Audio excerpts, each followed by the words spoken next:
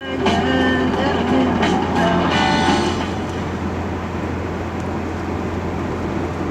the wrong button. There was someone's knocking at the door was playing. It started to be funny. It's gonna jack his intro because of stealing his topic of thought. The guy over there on SOS, that Staff Sergeant Badass, y'all go check out his channel. He's got like a buttload of videos that are well worth the watch. And you can even watch his little bitty wife take his gun away and stuff. It's kind of cool. But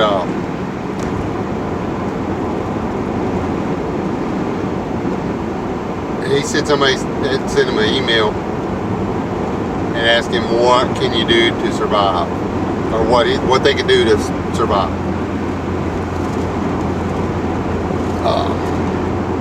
I've been thinking about that ever since I watched the video. He gives a bunch of good answers, but surviving the apocalypse.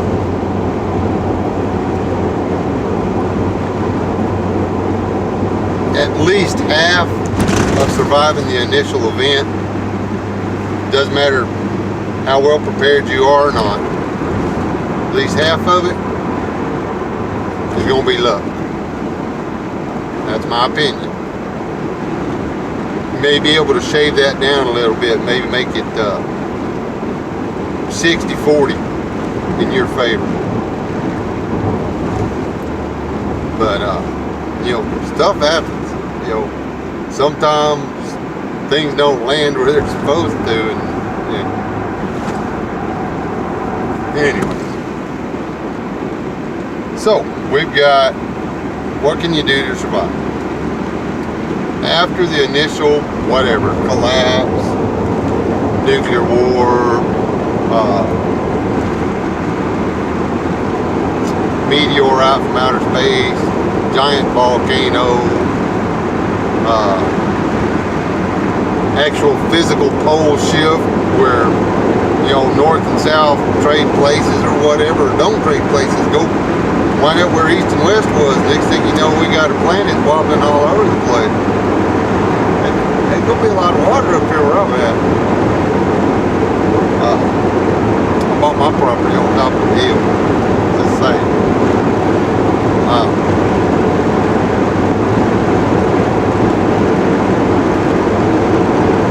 You never know what it's going to be. I mean, there's all kinds of things. The same basic thing applies. You have to have something to drink. Vodka and whiskey and bourbon and beer don't count. Dogging, you need water, or some water substitute, like grape juice or apple juice or something. But mostly water.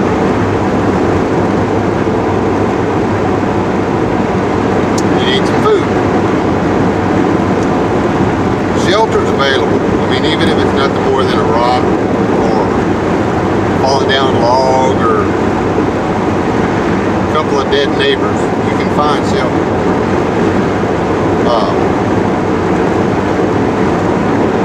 But without food and water, you don't make it. Now, another friend of mine on here that I follow on here is the Wooded Beardsman. Go to him, the Wooded Beardsman, and watch that video about fasting, or survival is no better than extended fasting, and then follow along with his math and stuff, and you'll figure out real quick that there's no way you can't store enough food. I mean, you might be able to store enough food, but you're not going to be able to store enough water to cook the food. You better be able to grow something. And everybody else is going to be out there eating weeds and rats and rabbits and miniature horses. There's not going to be enough of that to go around. All that kind of stuff's going to be gone first 6 months after the initial event, if it lasts that long. lot of it's going to rot because people don't have a clue what to do with it after they kill it.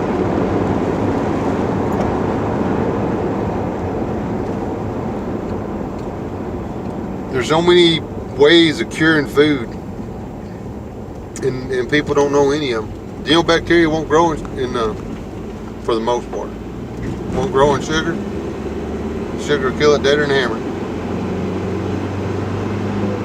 So if you had sugar and you killed a deer and you slice that deer up real thin, sprinkle sugar all over it, let it sit for a little bit, then put that on a rack and dried it over a smoky fire, yeah, that'd keep a good long while. I do it every year. It takes for good too. You don't have to have salt for turkey. Salt works too. Salt and sugar. There's two kinds of hams you can get as far as I know. There's salt cured and there's sugar cured. What you got to do is try to survive. Hoping you're going to survive is not trying to survive. Hoping that you'll be able to pull off something that you need when you need it without trying it multiple times first. Reference my own video. I still can't get the etching to work.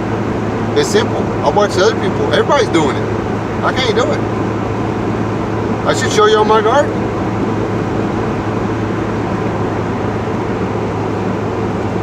I planted my spinach and my greens twice. I've got 2 greens and like 4 spinach after the second planting. I always make spinach come up. I always get collard greens to come up. They won't come out of the ground this year. I did everything right. If you think you're just gonna walk out there and grow something to eat or eat weeds or whatever, some of these weeds that are edible, there's a big difference between edible and palatable. Those little yellow flowers are pretty good. I'm gonna show them to you. Those are my yellow flowers. I noticed yesterday that my yuccas are starting to flower. Each one of those is, oh, there's one, that's perfect. There's like 20 or 30 calories in them. But, y'all, met some weeds I'd have to eat a day to survive. That's a lot of walking. I mean, this right here, my family weeded every flower off this place in 2 days. Then what we're gonna do? Wild food exists, but it's not that easy to get your hands on, and it's not really worth that much.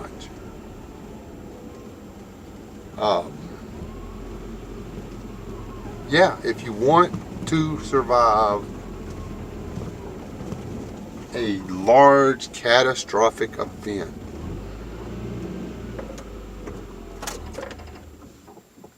you have to try stuff. The more stuff you tried before it gets here, the better your chances are living through it. How many people out there can tie a knot? And I'm not talking about your shoestrings either.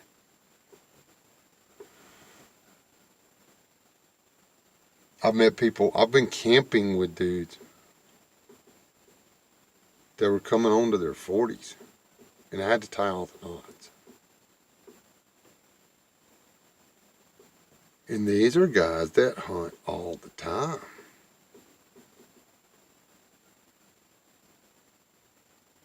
Can you clean a rabbit? If you come over here and steal one of my chickens, do you know how to get the parts out of it you don't want to eat? Do you know what's on the inside that you can't eat? Do you know what it feels like to rip something's head off so you can eat it?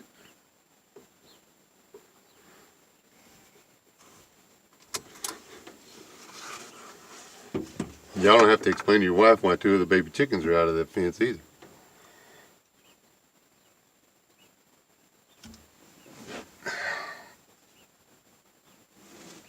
Most of the guys that I've been following on there, I work for a living, hands are dirty, have all had the same thing. See me do this, now go do it yourself. You've seen me do this, now go do it yourself. You've seen me do this, now go do it yourself. There's even guys out there that I watch that, hey, I saw another guy do this better than me, go watch him and then go do it yourself.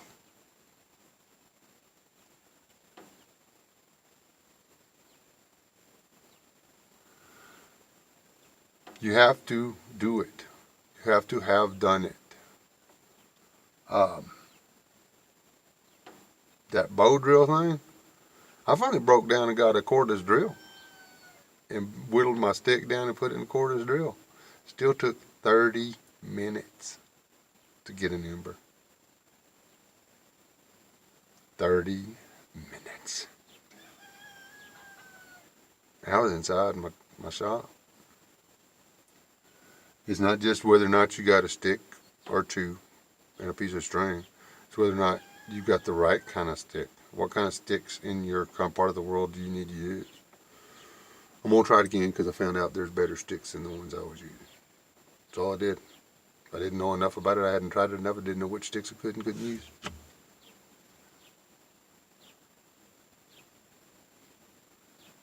If you want to survive something like Sandy or Katrina or Mount St. Helens or the German invasion of France or the Japanese invasion of various islands throughout the Pacific, you have to know how to do things other than what normal society permits that you do. You have to be able to do them. That dog right there, I love that dog. But it comes down to my grandkids or the dog.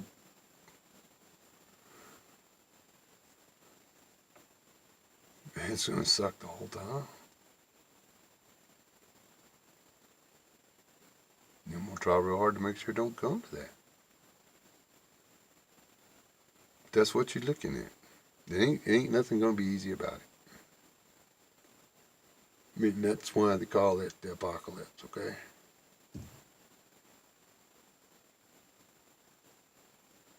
I mean,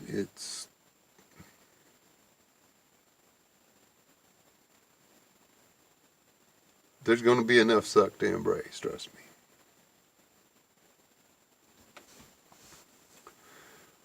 But if you legitimately want to be prepared and you legitimately want to survive a bad situation of large magnitude, or well, any magnitude, you hit a chunk of steel and going down a mountain road blows your tire out, you veer off, you make it all the way down the cliff and survive. You get pitched out in the river that's been flooded because of the rain and stuff, and it carries you back up country 20, 30 miles. You got big tires so your car floats. I made it up, okay? Say that something like that happened. You've got all this stuff to work with. Are you going to be able to make it?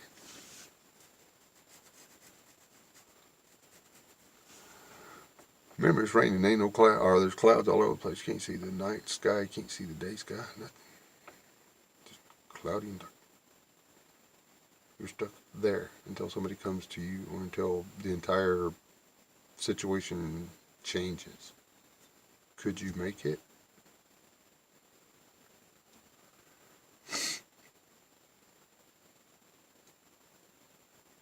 %of the stuff I do to prepare isn't for me. It's for my kids and grandkids.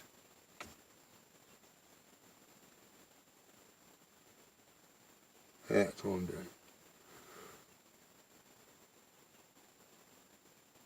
I like to think that I could be of use to my kids and my grandkids. But if I ain't,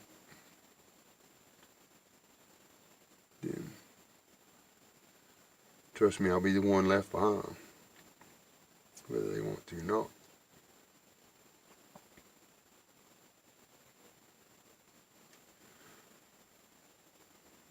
There's no such thing as an easy apocalypse.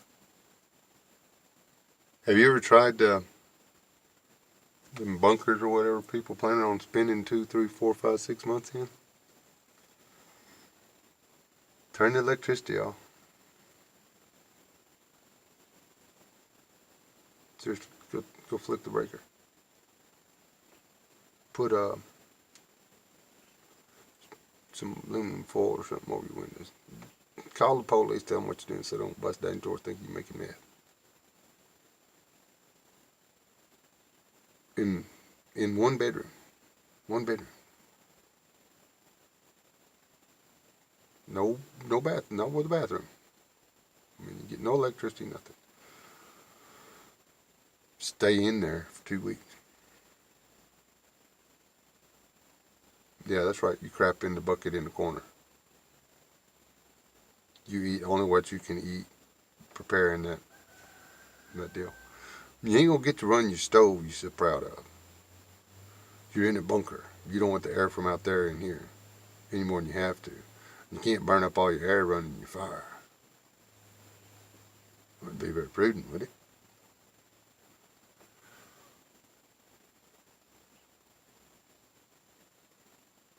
There's no such thing as an easy apocalypse. If you want to survive it, start trying to do something now.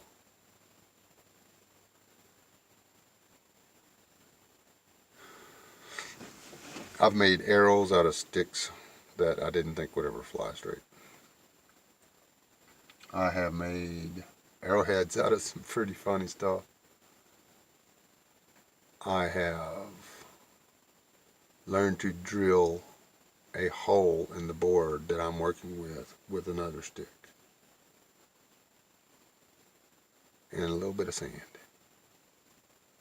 I have learned how to use a pocket knife. I've learned how to use a machete. I have learned how to use a handsaw. Well, I already know how to use a handsaw. I've read about different kind of plants that are edible and stuff. I didn't realize that I was chopping up so much food.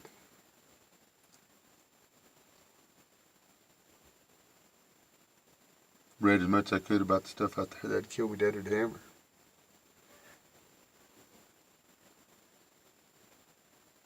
But yeah. If you want to make it, you have to try. And not after the event. You have to try it before. It's not going to be what you have that gets you through. It's what you can and can't do. It's the people with you. It's what they can and can't do. That's going to be important. I've rambled on long enough. Do something. Practice something.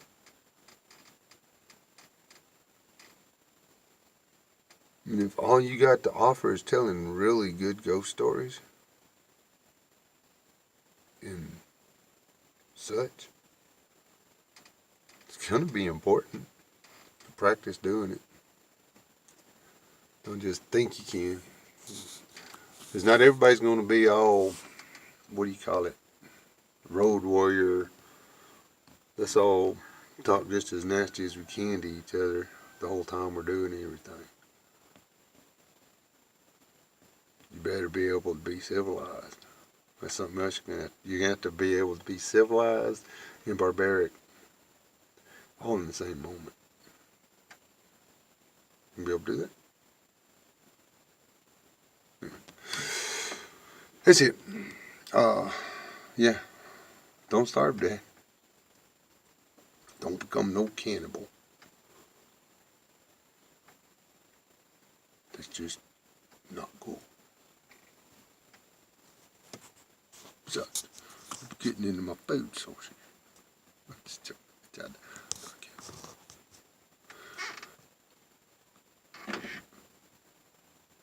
Not yet, anyway.